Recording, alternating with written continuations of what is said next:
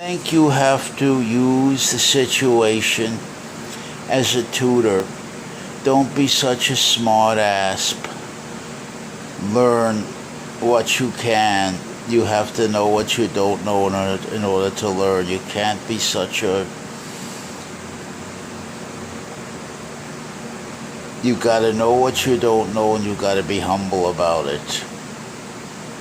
He's gotta say, I'm in desperation here. He's got to be able to identify in the most stark terms possible what he doesn't know.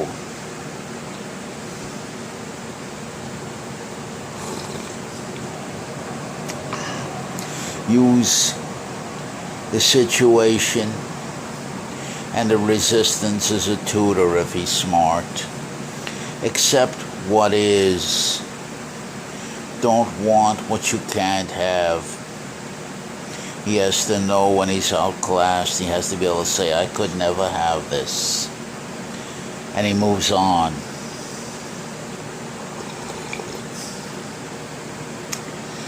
He figures out better mock-ups and simulations, better questions to ask himself. He tries to create or come up with better tools, better mastery of himself, and better identification of the right tools to bring into the situation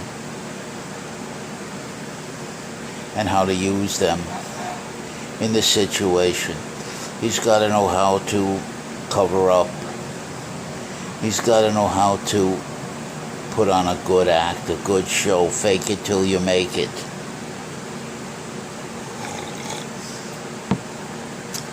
You got to know when you can't make it and turn your tactics into getting a learning experience out of it, getting some exposure, having that mirror held up to you for which you can see yourself, what you look like, how you behave, and you can understand now why and how the resistance is pushing up against you. You can try to go around the resistance, under it. It's going to take a lot of skill, a lot of discipline, a lot of preparation. You have to be able to anticipatively project and say, if I were my opponent socially, how would I see myself from his point of view or her point of view? How would I see myself if I were them looking at me? He's got to get outside himself and have a projected real life experience from the other side. Got to thoroughly understand the situation he's in, the legal aspects, the social aspects. He's got to look around. Who is the audience? Who's looking at? Who's seeing the behaviors?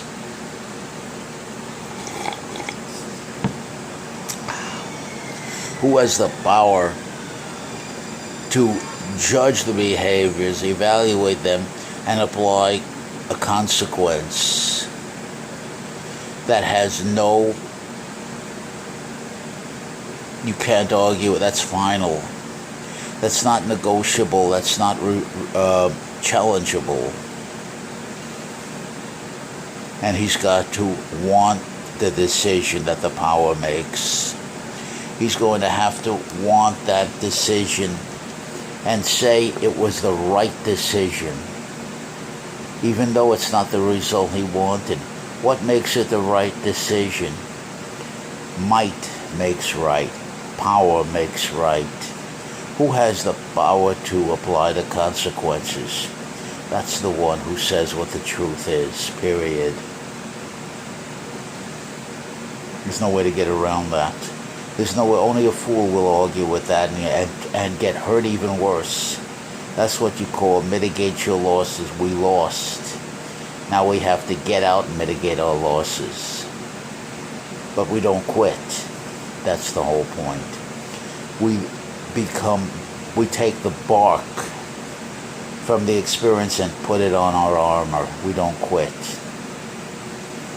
And we won because now we know a little something more we didn't know before.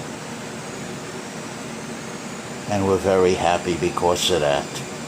We consider ourselves major winners because of that, even though we didn't get the result we wanted. That's the paradox. That's the paradox I'm talking about today. And sometimes things have to be left just as a paradox. The truth is in the paradox. The truth is in the resistance. The truth is in the struggle. The truth is in the frustration. The truth is in the physical and social rejection. The truth is in asking ourselves better and better probative questions, coming up with better and better, more improved models to practice. The truth is in practice, practice, practice. Circulate. Go into many different arenas. Practice, practice, practice. Ask for what you want.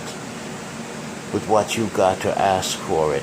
Doesn't mean you have to get it. There's no entitlement. But he has to know winning is not in getting what you want.